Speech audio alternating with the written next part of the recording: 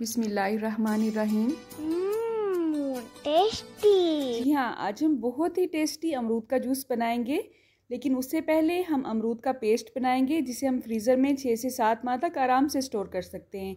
जब भी हमारा दिल चाहे अमरूद का जूस पीने का, उसे फ्रीज़र से निकालेंगे और बहुत ही मज़ेदार अमरूद का जूस 2 मिनट में रेडी कर लेंगे। ना तो ये फ्रीज़र में जमेगा, ना इसमें हम कोई केमिकल ऐड करेंगे और ना ही इसे पकाएंगे। आप देख सकते हैं 24 घंटे फ्रीज़र में रखने के बाद भी अमरूद का पल्प जमा नहीं है, बल्कि बहुत इजीली आप इसे चम्मच के साथ निकाल सकते हैं। लेकिन ऐसे ही पेस्ट रेडी करने के लिए आपको किन किन एहतियातों की ज़रूरत होगी, कौन कौन से अज्जा इसमें जाएंगे, ये सब जानने के लिए वीडियो के एंड तक मेरे साथ रहिएगा।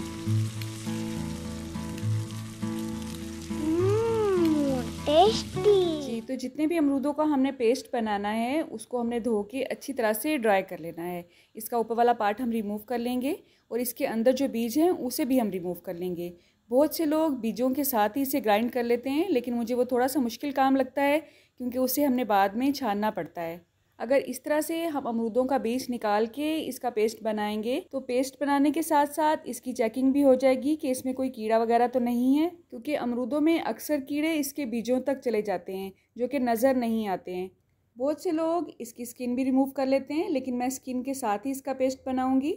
हाँ, अगर आपको कहीं कहीं लगे कि इसकी स्किन पे कोई दाग है या वहाँ से गला हुआ है तो जाहिर है उसे तो हमने रिमूव करना ही है।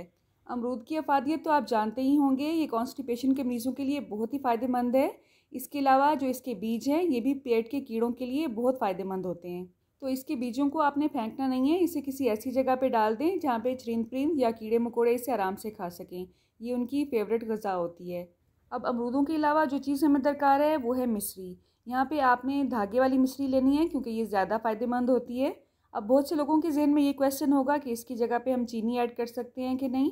तो चीनी भी आप ऐड कर सकते हैं, लेकिन जाहिर है उसका रिज़ल्ट ऐसा नहीं आएगा जैसा कि मिश्री का आएगा। इसके अलावा अगर आप इसमें चीनी ऐड करेंगे तो आपकी पेस्ट जम भी सकती है। तो अगर आप इसमें मिश्री ऐड करेंगे तो इसका टेस्ट भी बहुत अच्छा आएगा, इसकी तासीर भी ठंडी होगी और ये जमेगी भी नहीं। लेकिन जमने के लिए कुछ मज़ीद एहतियातें हैं जो हम साथ साथ डिस्कस करेंगे। अब यहाँ पे मिश्री को मैंने कूट लिया है थोड़ा थोड़ा सा, ताकि जब मैं इसे ग्राइंडर जार में ऐड करूँ तो मेरा ग्राइंडर डैमेज ना होने पाए, क्योंकि वो शीशे का है। साथ ही साथ इसमें जो धागा है या कोई भी पेज वगैरह आपको नज़र आता है वो आपने रिमूव कर लेना है। अब जितनी क्वांटिटी के आपने अमरूद लेने हैं, मिश्री आपने उससे आधी से थोड़ी सी ज़्यादा लेनी है। और ये क्वांटिटी आपने वेट के हिसाब से नहीं लेनी है, बल्कि आप बाउल से अंदाज़ा लगा लें कि एक बाउल भरा हुआ अगर अमरूद का है तो मिश्री का आपने आधे से थोड़ा सा ज़्यादा बाउल लेना है, ठीक है। अब मिश्री और अमरूद को मैंने इसमें ऐड कर दिया है, साथ ही साथ इसमें लेमन ऐड किया है, काली मिर्च ऐड की है और नमक ऐड किया है। अब इसमें हमने पानी का एक कतरा भी ऐड नहीं किया है। इवन जिस जग में मैं इसे ग्राइंड करी हूँ ये भी मुकम्मल तौर पे ड्राई है। आप चाहें तो इसे जग की बजाय जो छोटा मिक्सी का जार होता है उसमें भी इसे ग्राइंड कर सकते हैं। हमारा मकसद इन तमाम अज्जा को आपस में अच्छी तरह से यकजान करना है। अब यहाँ पे मैंने शीशे का जार लिया है, इसे भी मैंने धो के अच्छी तरह से खुश्क कर लिया है। एक कतरा भी इसमें पानी का नहीं होना चाहिए। इसी तरह से मैं इसका दूसरा बैच भी बना लूँगी। लेमन इसमें एक तो प्रिजर्वेटिव का काम करता है, नंबर 2 इसका टेस्ट भी इससे बहुत अच्छा आता है। तो 2 बैच भी मैंने इसे रेडी किया। तमाम अज्जा मैंने वैसे ही ऐड किए हैं जैसे पहले ऐड किए थे। अब आपने इसे जिस जार में ऐड करना है ना, सेव करना है, उसे आपने मुकम्मल नहीं भरना है। आप देखिए इसमें थोड़ा सा बाकी है, इसमें मैं डाल सकती थी, इसको भर सकती थी, लेकिन आपने इसे 1.5 इंच तक खाली रखना है। चम्मच की मदद से इसको हल्का सा हिलाएंगे ताकि इसमें कोई भी बबल वगैरह अगर रह गया है तो वो रिमूव हो जाए। इसे आप किसी प्लास्टिक जार में भी महफूज कर सकते हैं, लेकिन आपने उसे मुकम्मल नहीं भरना है और वो जार एयर टाइट होना चाहिए।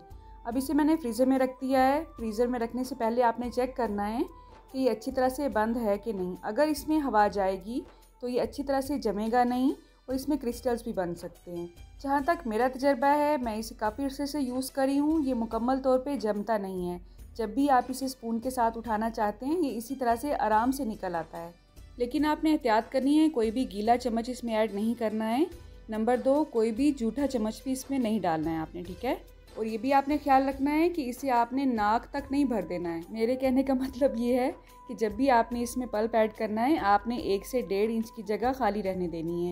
ये तमाम चीज़ें इसे क्रिस्टलाइज होने से बचाती हैं। अब जब भी आपका दिल करे अमरूद का जूस पीने का, 2 चम्मच ग्लास में ऐड करें, इसमें पानी ऐड करें। गाढ़ा या पतला जैसे भी आप इसे पसंद करते हैं उस हिसाब से आप इसमें पानी ऐड करें। हैंड विस्क की मदद से अच्छी तरह से इसे शेक कर लें। शेकर जग में भी आप इसे शेक कर सकते हैं। और लें जनाब, बहुत ही टेस्टी अमरूद का जूस 2 मिनट में रेडी है। 2 मिनट में नहीं बल्कि 1 मिनट से पहले ही रेडी है, राइट। मेरी हमेशा यही कोशिश होती है कि वीडियो को बहुत ज्यादा लंबा ना होने दूं, ताकि आप बोर भी ना हो और आपको रेसिपी भी मिल जाए। आप कहां से और किस सिटी से मेरी वीडियो वॉच करते हैं, अगर आप कमेंट बॉक्स में मुझे बताएंगे तो मुझे बहुत खुशी होगी। अल्लाह आप सबका दस्तरखान सजाए रखे और हम सबको सेहत और ईमान का रिज़्क अता फरमाए। अल्लाह हम सब के रिस्क में कसरत, बरकत और आसानी अता फरमाए। रुके सुने, जाने से पहले वीडियो को लाइक कर दें, अच्छी लगी तो शेयर कर दें और सब्सक्राइब करने के बाद बेल का आइकन भी जरूर प्रेस करें। जज़ाकल्लाह। मेरी नेक्स्ट वीडियो तक अल्लाह हाफिज़।